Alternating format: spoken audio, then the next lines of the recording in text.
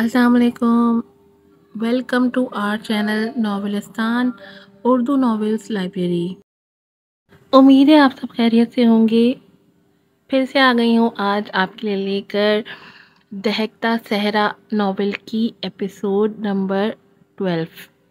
آج آپ سے زیادہ باتیں نہیں کروں گی، بس پھٹ سے جائیں گے اور ایپیسوڈ شروع کریں گے.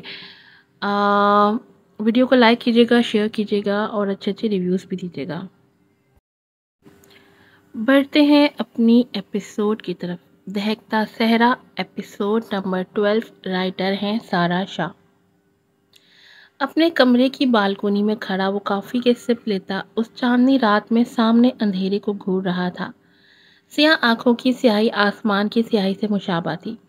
کوئی تاثر، کوئی جذبہ اس وقت ان آنکھوں میں نہیں تھا. ان نابی لب بھیجے ہوئے تھے. رفسی جینز پر سلیولیس شرٹ پہنے وہ ٹھنڈ سے بے نیاز تھا.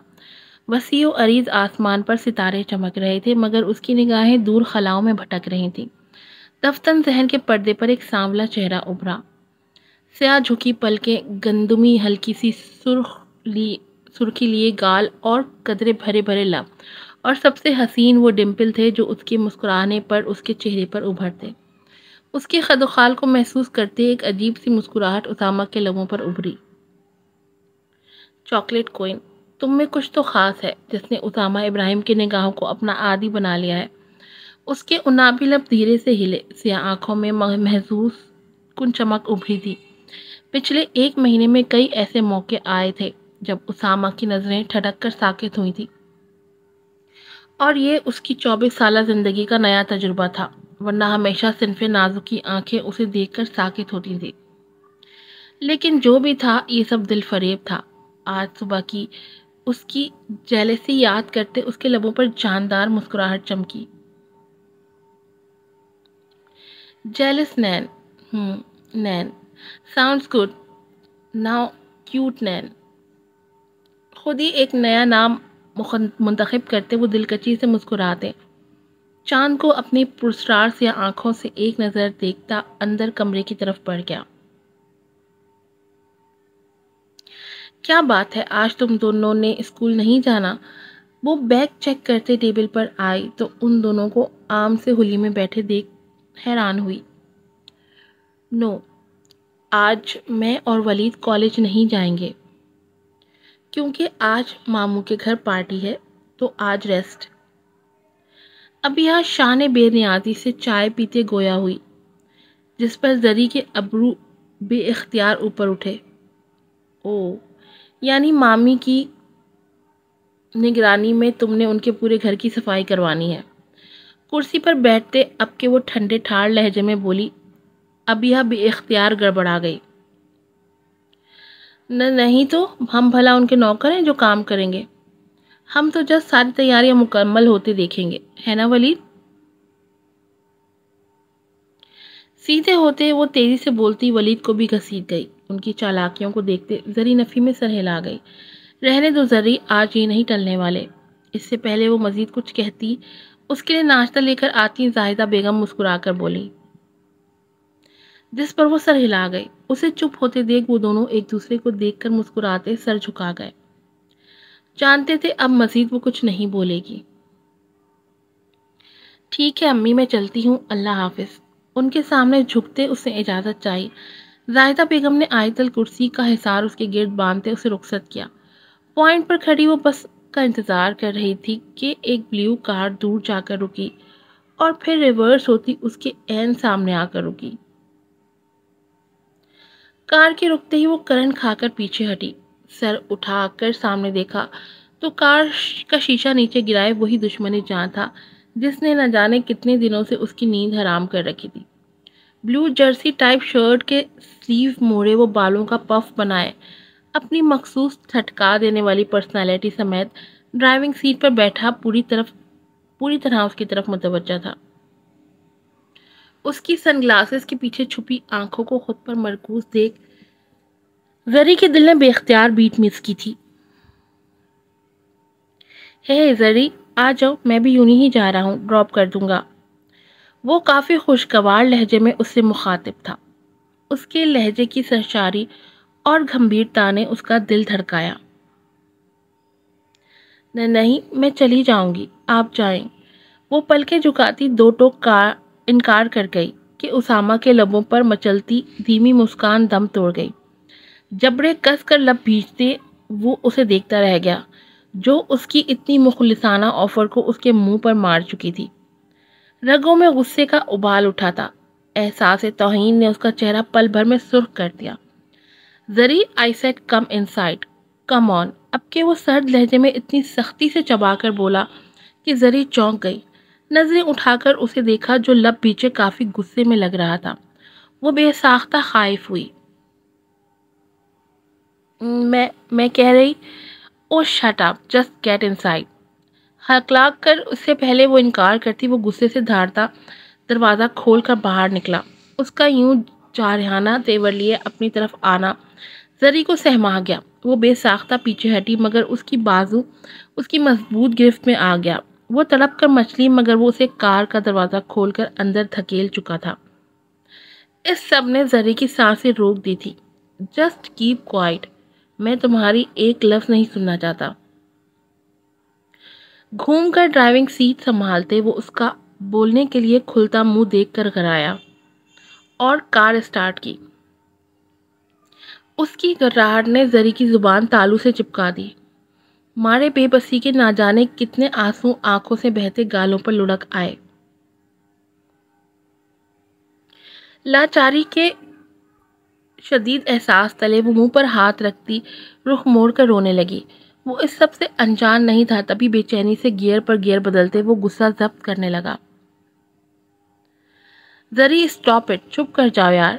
جب بار برداشت سے باہر ہوئی تو وہ مشکل ضبط سے بولا، مگر وہ اس کی مفاہمت کی تمام کوششوں کو پانی کرتی اور زور سے رونے لگی۔ اس کے رونے پر وہ بوکھلا کر کار سائڈ پر لگا گیا۔ Okay I am sorry, please چپ کر جاؤ آپ۔ گلاسز اتار کر ڈیش بورڈ پر پھینکتے وہ رخ اس کی جانب موڑتے نرمی سے بولا، مگر وہ اس کی نرمی کو مٹی کرتی کار کا لاک کھولنے لگی۔ اس کی ضد پر دانت پیستے وہ ہاتھ بڑھا کر تیزی سے کار لاک کرتے اس کا بازو تھام گیا۔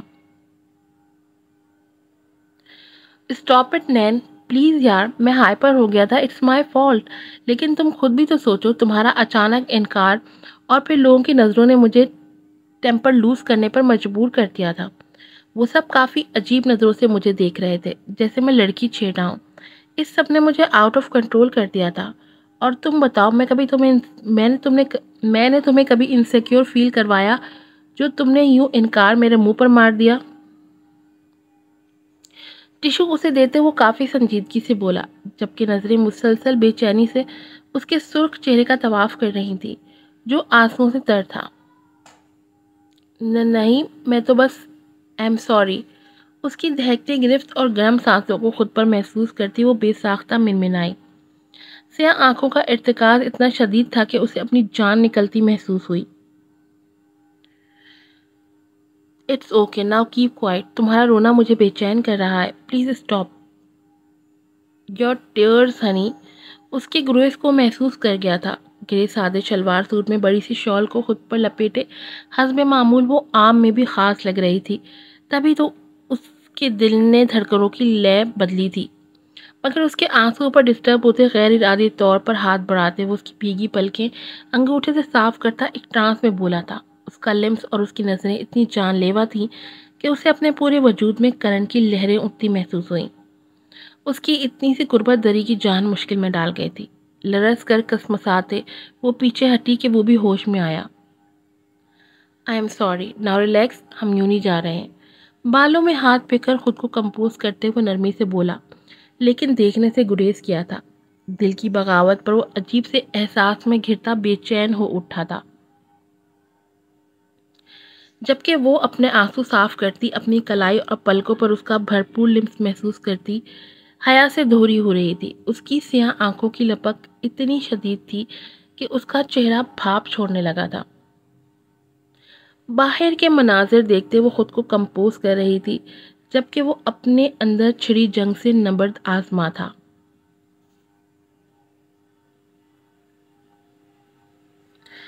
اسے یہاں کام کرتے 2 ہفتے ہونے کو آئے تھے، مگر اب تک اس کا سامنا ذوالنون سے نہیں ہوا تھا اور یہ سب اس کے حق میں بہتر بھی تھا۔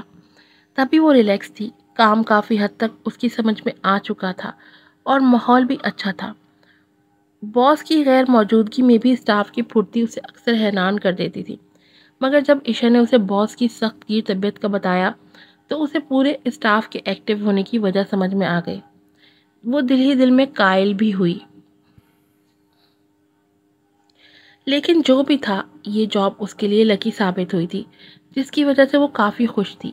ارد گرد کیا ہو رہا ہے اسے سب سے کیا لینا دینا، تبھی اپنے کام سے کام رکھ رہی تھی۔ ضرورت کے وقت بات اگر ہوتی بھی تھی تو وہاں صرف ایشا تھی جس کے ساتھ وہ تھوڑی بہت بات کر لیا کرتی تھی۔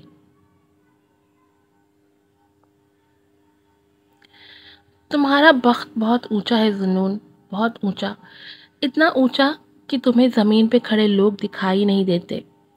شیشے کے پار سڑک کو دیکھتے وہ یاسیت سے بڑبڑائی، آنکھوں میں نمی سی چمکی جس میں گئے برسوں کے کئی عکس کے ٹوٹے کانچ تھے، جن کی چبھن نے اس کے دل اور روح کو لہو لہان کر دیا تھا۔ ہاتھ مسلتے وہ فائل کی طرف متوجہ ہو گئی کہ کام بھی تو کرنا تھا۔ وہ اس سب سے مطمئن تھی، لیکن یہ اطمینان کب تک رہنا تھا، یہ صرف وقت نے طے کرنا تھا۔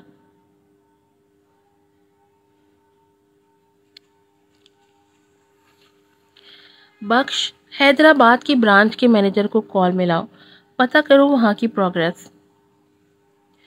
ماسٹر چیئر پر بیٹھا وہ فائل کی ورق گردانی کرتا سامنے کھڑے بخش سے بولا، جس پر وہ یسر کہتا باہر نکلتا چلا گیا۔ نیوی بلیو شرٹ تلے وائٹ جینز اور وائٹ کوٹ پہنے وہ بالوں کو سیٹ کیے کافی سنجیدہ لگ رہا تھا، مگر اس کے اندر کتنا بڑا خلا تھا یہ صرف اس کا رب اور وہ جانتا تھا۔ وہ کس اذیت کا شکار تھا یہ اس نے کبھی کسی کو محسوس ہونے نہیں دیا۔ مغرور آنکھیں ہمہ وقت بے تاثر رہتی تھی، بے جان، خالی اور سرد۔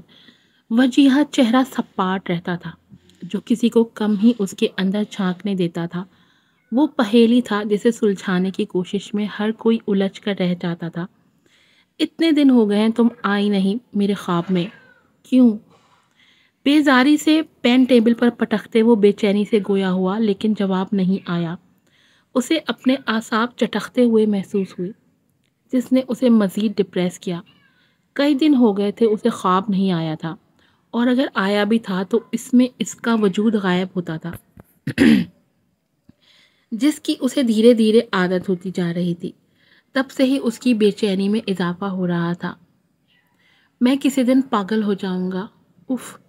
سر ہاتھوں میں گراتے وہ کرب سے بولا اور پلکیں موند لی، مگر پلکوں کے پیچھے ابھرتے دلکش چہرے نے بے ساختہ ایک دل فریب مسکراہٹ اس کے لبوں پر سجائی تھی۔ اعصاب بے ساختہ ڈھیلے پڑے تھے، ایک سکون کی لہر پورے وجود میں دوڑ گئی جس نے اسے ہلکا پھلکا کر دیا۔